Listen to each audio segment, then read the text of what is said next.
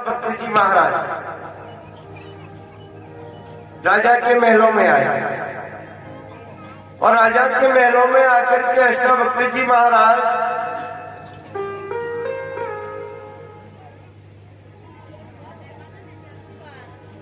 कैसे पधारे ये सुनिए पहले। और क्यों पधारे, कारण क्या है। राजा जनक की मित्रता वरुण देवता से थी। एक बार वरुण देवता ने पाताल लोक में यज्ञ कराया तो जनक जी महाराज को आकर के कहा कि मित्र,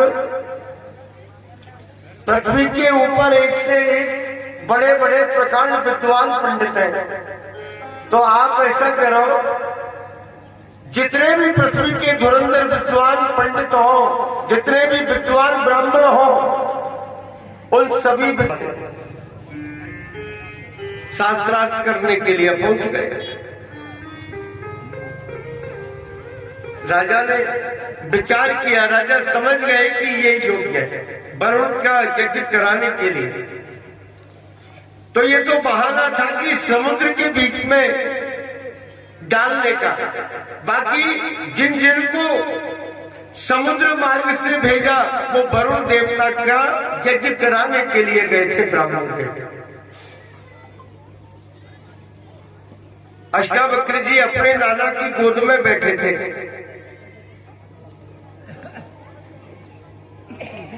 बोलना प्रारंभ किया। नाना की गोद में बैठे बैठे अष्टावक्र जी के मुखारविंद से शब्द निकला, हे पिता। नाना ने कहा, पुत्र मैं तेरा पिता नहीं हूं, मैं तो तेरा नाना हूं। बोले जी फिर मेरे पिता कहाँ है।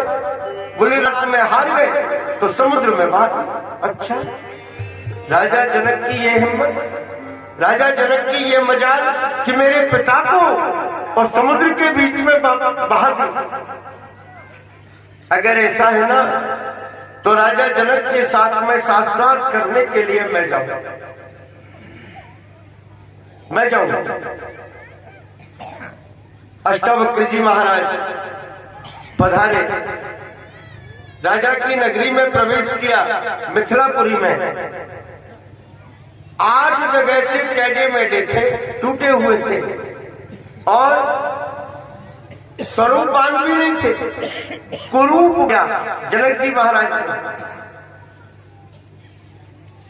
और जब राजा के मंत्री गए ना, सिपाही गए राजा के पहले रास्ता खाली कराने के लिए, तो सिपाहियों ने कहा, ब्राह्मण बालक रास्ता खाली कर दो।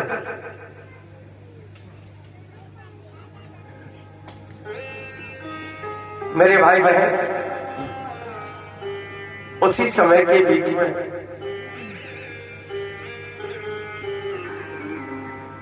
ठाकुर जी की कृपा, अष्टावक्र जी महाराज को लेने के लिए स्वयं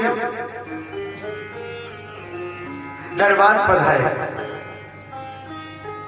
और जब दरबार आए अष्टावक्र जी को लेने के लिए, पालकी में बैठा करके लेकर के गए। बंधुओं,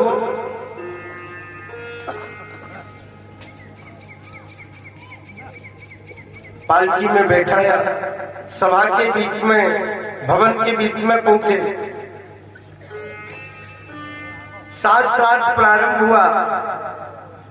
3 प्रश्न किए गए, 3 प्रश्न पूछे राजा जनक जी ने अष्टावक्र जी को। तो 3 प्रश्नों के जब 21 उत्तर मिल गए तो जनक जी महाराज ने मन में सोचा कि ये तो बहुत ही गुणी ब्राह्मण, ये तो अद्वितीय विद्वान ब्राह्मण है कोई। हाथ जोड़ करके चरणार बिंदों में गिर गए और मन के बीच में विचार किया, अगर हो सके, अगर इनकी आज्ञा हो जाए तो ये ब्राह्मण तो गुरु बनाने के योग्य है। मैं तो इनको गुरु बनाऊंगा,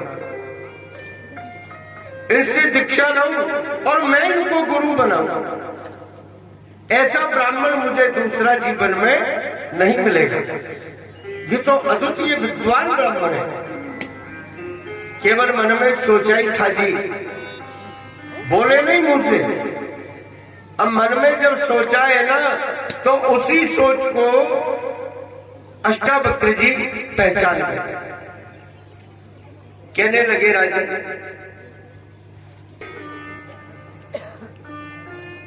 अगर मैंने कहा नहीं तो फिर इनको पता कैसे लगे? क्या बात है? ठीक है राजा, मैं तुम्हारा गुरु बन जाऊं, स्वीकार कर ले। अब राजा ने मन में सोचा कि गुरु तो मैं बनाऊंगा, इन्होंने मान्य भी कर लिया, परंतु इनको गुरु दक्षिणा में क्या दूंगा? दक्षिणा तो होनी चाहिए। अब गुरु दक्षिणा देने के लिए मन में सोच ही रहे थे। इतनी देर में अष्टावक्र जी ने कहा कि राजन, क्या सोच रहे हो, गुरु दक्षिणा में क्या दूंगा? हाँ।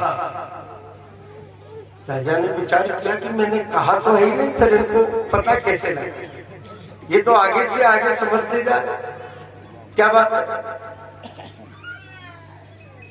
मेरे भाई बहन? बोले राजा, ठीक है, मैं तुझे दीक्षा प्रदान कर दूंगा, तुझे अपना शिष्य बना लूंगा। फिर से आकर के 7 दिन पश्चात अष्टावक्र जी ने उन्हें जीवन दान दे दिया। तो यहां रामायण जी के बीच में जो शब्द आया, कहूं जड़ जड़ के धनुष के हूं तोरा, ये जड़ शब्द का प्रयोग इसलिए हुआ। अब वहां भरत जी महाराज को लोग कहते जड़ भरत, हट्टा कट्टा मोटा ढाटा जिनका शरीर। इति देव से आपृष्टो प्रजा संयम मनो यमा प्रीता शब्द दूताराम प्रत्याह स्मरणम प्रद भुजम है। सब जगह से मन को हटा करके, नेत्र बंद करके और भगवान के 12 मंत्र का जाप करते हैं जड़ भरत जी महाराज। नमो भगवते तुभ्यं वासुदेवाय धीमहि प्रद्युम्नाय अनिरुद्धाय नमः शंकर्षणाय। किसी ने आकर के जो भी कुछ कह, लो भाई, अपने अपने पढ़ाई लिखाई करके और धंधे रोजगार से लग गए। मेरे भाई बहन, 9 भाइयों का विवाह संस्कार हो गया। भरत जी महाराज को पूर्व जन्म का चरित्र याद था। विचार किया कि हमें क्या लेना देना शादी विवाह से। भगवान के भजन में जो आनंद है, वो आनंद किसी में नहीं।